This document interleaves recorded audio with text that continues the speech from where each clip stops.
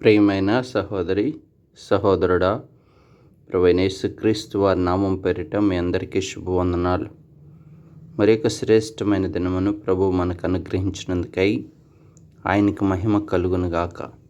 ఈ ఉదయకాలము మత్తయి సువార్తలో నుంచి 15వ అధ్యాయము 36వ వచనాన్ని ధ్యానాంశంగా తీసుకుందాం. ఆ 7 రొట్టెలను ఆ చేపలను పట్టుకొని కృతజ్ఞతాస్తుతులు చెల్లించి వాటిని విరిచి తన శిష్యులకు ఇచ్చెను. శిష్యులు తన జనసమూహమునకు వడ్డించిరి.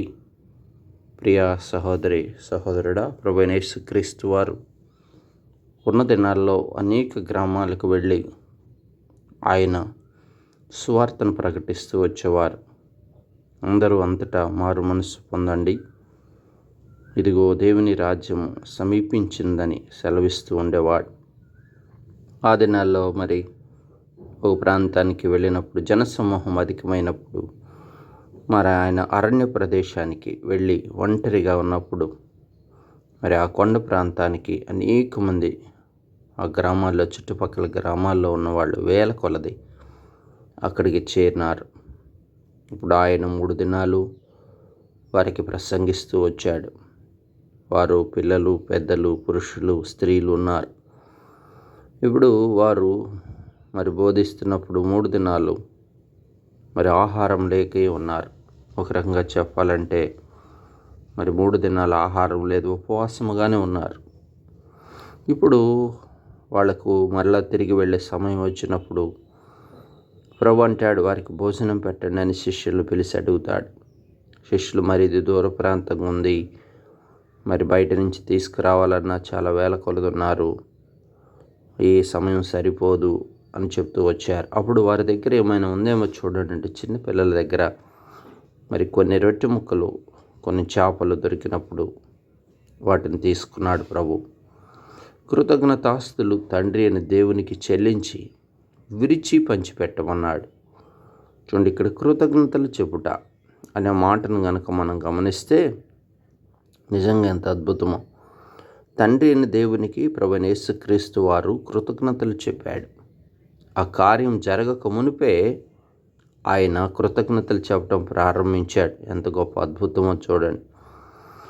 అప్పుడు మరి 7 రొట్టెలు, కొన్ని చేపలు, మరి 4,000 మంది పురుషులకు, మరి మిగిలిన వారు శిష్యులు ఉన్నారు, చిన్నపిల్లలు ఉన్నారు, అనేకులకు అది ఆహారం సమృద్ధిగా దొరికింది. మరి మిగిలినది శిష్యులకు 7 గంపలుగా ఎత్తినట్లుగా మనం చూస్తున్నాం. అంటే దేవుడు, ప్రియ సహోదరుడి ఇక్కడ ఒక విషయాన్ని మనం గమనించాలి. కృతజ్ఞతలు చెప్పుట ద్వారా మనం చేసేటువంటి ప్రతి కార్యంలో దేవుడు ఆశీర్వాదాన్ని ఇస్తాడు. అయితే ఇక్కడ ఆ కార్యము, గొప్ప కార్యం జరగక మునిపే ప్రభు తండ్రిని దేవునికి ముందుగా కృతజ్ఞతలు చెప్తూ వచ్చాడు. అవును కదా, మన జీవితాల్లో కూడా ముందుగానే దేవునికి కృతజ్ఞతలు చెప్పటం అది గొప్ప అనుభవం. నిజంగా కొన్ని కార్యాలు మనం చేస్తున్నప్పుడు, మనం తలంచుతున్నప్పుడు ఆ కార్యాలు దేవుడు మనకి మరి చక్కగా చేయాలంటే ముందుగా కృతజ్ఞతలు చెప్పే అనుభవం గొప్పది. అవును కదా, మన జీవితాల్లో ఎన్నో కార్యాలు మనం చక్కబెట్టుకోలేని పరిస్థితుల్లో బలహీనంగా ఉంటున్నప్పుడు దేవుడు నా ఎడల జరిగిస్తాడనే విశ్వాసంతో ముందుకు కొనసాగుచు దేవునికి కృతజ్ఞతలు చెప్పాలి. అవును, ప్రతి సమయం ముందు దేవునికి కృతజ్ఞతలు చెప్పాలి. అవును, ఆ 5 రొట్టెలు, 7 రొట్టెలు, కొన్ని చేపలు తీసుకున్నప్పుడు మరి దేవునికి ముందుగానే చెప్తూ వచ్చాడు కృతజ్ఞత. అందును బట్టి ఆశీర్వాదాన్ని, గొప్ప కార్యాన్ని, ఆశ్చర్యకార్యాన్ని అక్కడ మనం చూడగలుగుతాం. నిజంగా ఎంత అద్భుతం. ఇంకో సందర్భంలో కూడా మార్కు సువార్తలో చూస్తాం. 5 రొట్టెలు, 2 చేపలు తీసుకొని మరి 5,000 మందికి పంచిపెట్టినట్లుగా చూస్తున్నాం. కేవలం పురుషుల సంఖ్య మనం చూస్తున్నాం. స్త్రీలు ఉన్నారు, పిల్లలు ఉన్నారు. వారు పంక్తులుగా కూర్చొని తిని తృప్తి చెందిన తర్వాత మిగిలినదంతయు శిష్యులకు ఎత్తిపెట్టినట్లుగా చూస్తున్నాం.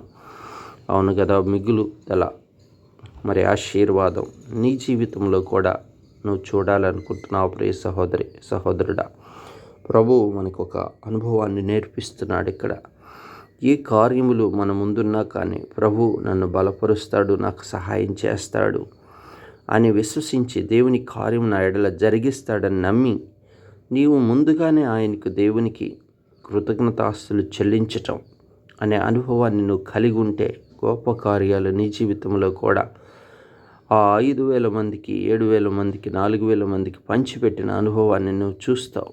తిని తృప్తి చెందే అనుభవంలోకి వస్తావు.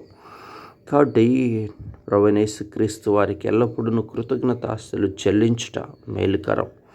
అది ఆశీర్వాదం, అది మిగులుదలను దీవెనిస్తుంది నీకు, నీ కుటుంబానికి. ప్రియుడా, నువ్వు ఎలా ఉంటున్నావు? ఇప్పుడు మేలు పొందినప్పుడే కృతజ్ఞత చెప్పే అనుభవంలో ఉంటున్నావా? మరి కేవలం ఆ అనుభవం ఒక సాధారణమైన విశ్వాస జీవితంలో జరిగే అనుభవమే. అవును, కొందరైతే కనీసం మేలు పొందినప్పుడు కూడా చేయని వారు అనేకులు ఉంటున్నారు. మనం చూస్తున్నాం మన ఆధ్యాత్మిక జీవితంలో. కొందరు ఆధ్యాత్మిక విలువలో అధికమైన ఆశీర్వాదాన్ని పొందుకోవటానికి గల కారణం అంటే వాళ్ళ జీవితాల్లో, వారి కష్టకాలంలో కూడా, వారికి ఉన్న ఇరుకులో కూడా దేవుని యందు విశ్వాసం ఉంచి ముందుగానే దేవునికి కృతజ్ఞతలు చెప్పటం. ప్రభువా, ఇదిగో ఈ కార్యం నాకు చేయవచ్చున్నావు, నీకు మహిమ చెల్లిస్తున్నానని కృతజ్ఞతలు చెప్పటం ఎంత గొప్ప అనుభవం. ప్రభువు మనకు ఆ మాదిరిని చూపిస్తున్నాడు. ఈ అనుభవం ద్వారా నీ జీవితంలో కూడా, నీ వ్యక్తిగత కుటుంబ జీవితంలో, సంఘ జీవితంలో ఎంతో గొప్ప కార్యాన్ని చూడొచ్చు. ఆశీర్వాదాన్ని, దీవెనను, మిగులుదలను చూడొచ్చు. ప్రియుడా, ఈ అనుభవాన్ని కలిగి ఉందాం. ప్రార్థన చేసుకుందాం. పరిశుద్ధుడా, ప్రేమ కలిగిన తండ్రి, అవునయ్యా, కార్యములు జరగక మునిపే దేవునికి కృతజ్ఞతాస్తులు చెల్లించుట అది ఆశీర్వాదమును, తృప్తి చెందే అనుభవాన్ని, మిగులు అనుభవాన్ని ఇస్తుందని మీరు పలికిన మాటను బట్టి స్తోత్రాలు. అవునయ్యా, ఆయా సందర్భాలు మేము ఎంతో ఆశ కలిగి ఉంటాం. దేవా, ఇదిగో ఈ కార్యములు మా పక్షంలో జరిగించయ్యా, జరిగిస్తే కృతజ్ఞత కలిగి ఉంటామని చెప్తాం. అవును, జరిగించిన తర్వాత కృతజ్ఞత చెప్తాం. కానీ ప్రభు ఇలా సెలవిస్తున్నాడు, తండ్రిని దేవునికి ముందుగానే కృతజ్ఞతలు చెల్లించి ఆయా రొట్టెలు, చేపలు విరిచిపెట్టినప్పుడు గొప్ప ఆశ్చర్యకరమైన ఆశీర్వాదాన్ని చూడగలిగా. ప్రభు, ఈ అనుభవం మాకు నేర్పిస్తారని మేము కూడా ఎల్లప్పుడూ కార్యములు జరగక మునిపే కృతజ్ఞతలు చెప్పే అనుభవం మాకు నేర్పిస్తారని మమ్మల్ని బలపరచమని, కాలబడ్డల భవిష్యత్తును దీవించండి. ప్రభు, వ్యాధిగ్రస్తులు స్వస్థపరుస్తారని, సంఘమునకు క్షేమాభివృద్ధి కలిగించేమి. ఈ దినమాంతి మీ కృపలో బలపరుస్తారని మీ చేతికి అప్పగించుకుంటే యేసునామమున ప్రార్థించి వేడుకుంటున్నాం తండ్రి. ఆమేన్.